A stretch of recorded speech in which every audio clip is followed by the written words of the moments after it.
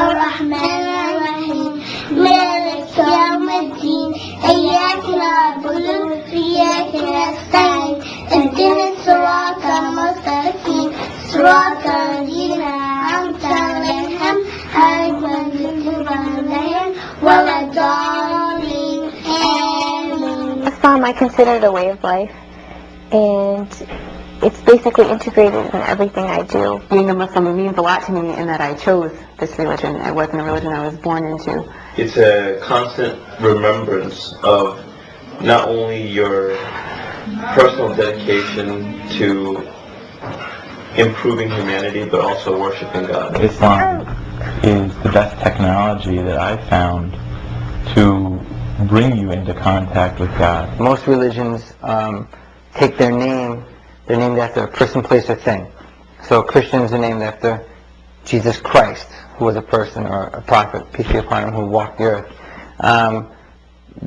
Jews are named after the land of Judea, it's a place. Buddhists are named after Buddha, and so on and so on. Islam is the only religion where the name of the faith is a state of being. The word Islam means submission to God, and the one who actually does the act of submission becomes the Muslim. Every action, every thought during the day, it kind of affects me in every way possible, from when I wake up in the morning, going to school. It helps me make better decisions, and it helps me be a better person.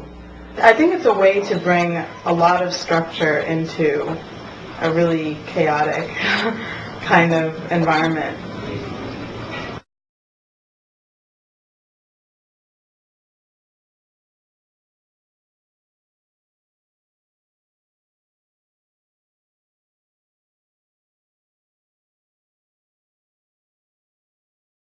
There are a lot more similarities than there are differences, and that's something I think is important for Americans to know, and for Christians to know, or Jews to know.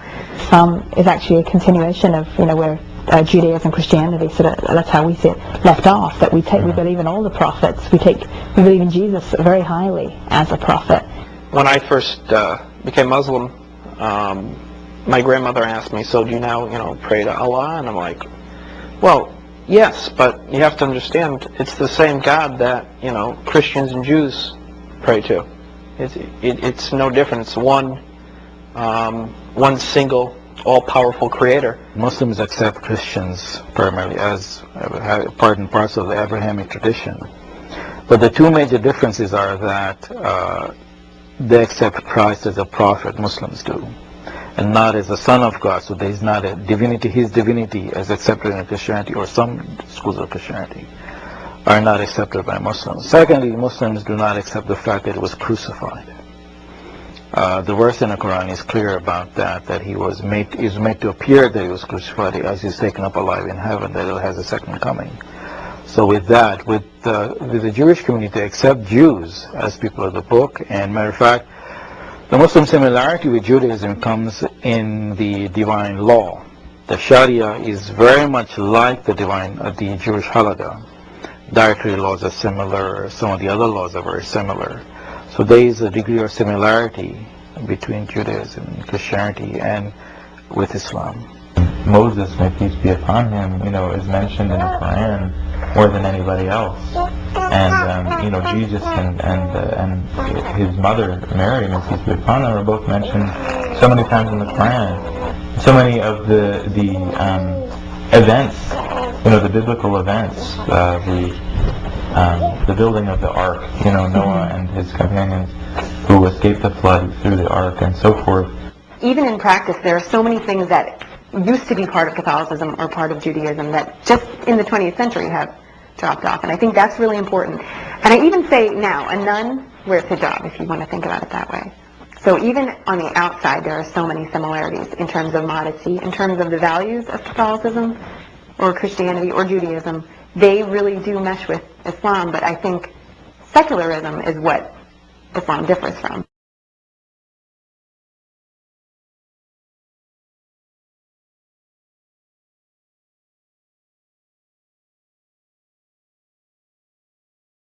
So I was about 8 years old, and our next door neighbor had a Bible study class and my mom signed us up. So I would go next door for a couple of hours, maybe once or twice a week, and we learned about all the prophets.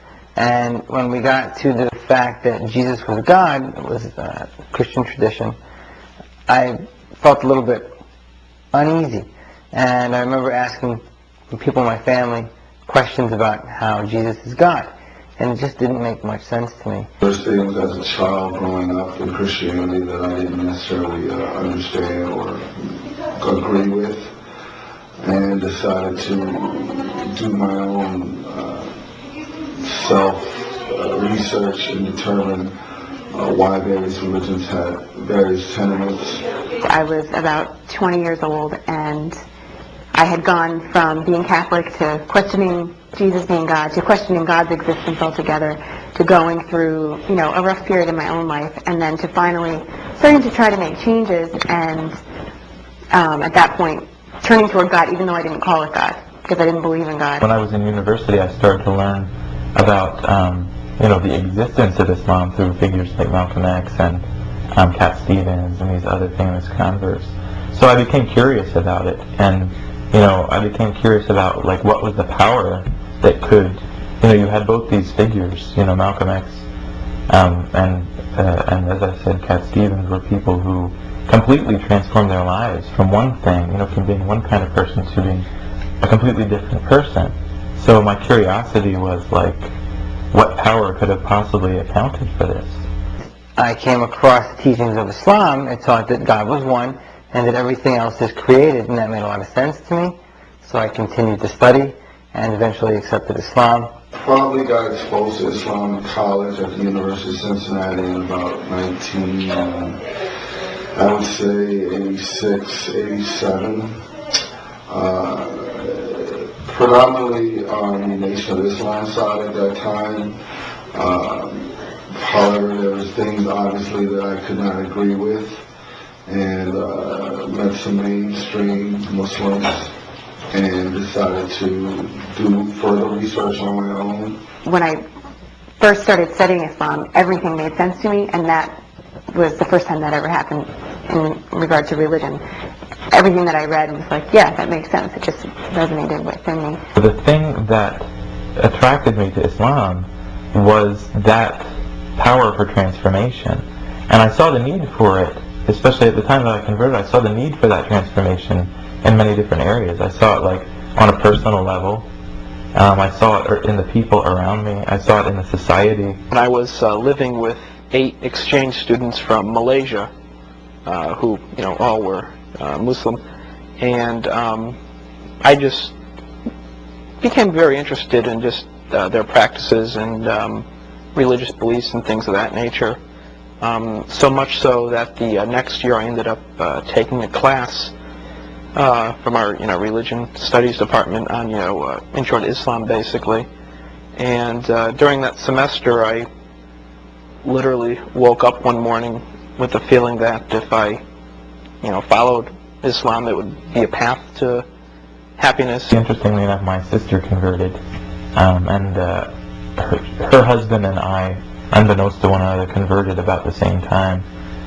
And then a few years later, out of, I guess her interest was piqued by why we had converted, and things that we had told her about Islam, she converted to Islam as well. A lot of people say convert, but it's actually a revert, because when you're born, you have no religion, you adapt what religion your family has. Learning about Islam actually made me a better, if you want to say, a better Christian, or able to understand Christianity better than I had been before, because knowing that Jesus was a prophet made me able to believe his message more than it had been before, because I think a lot of the credibility was lost because I couldn't believe that he was God.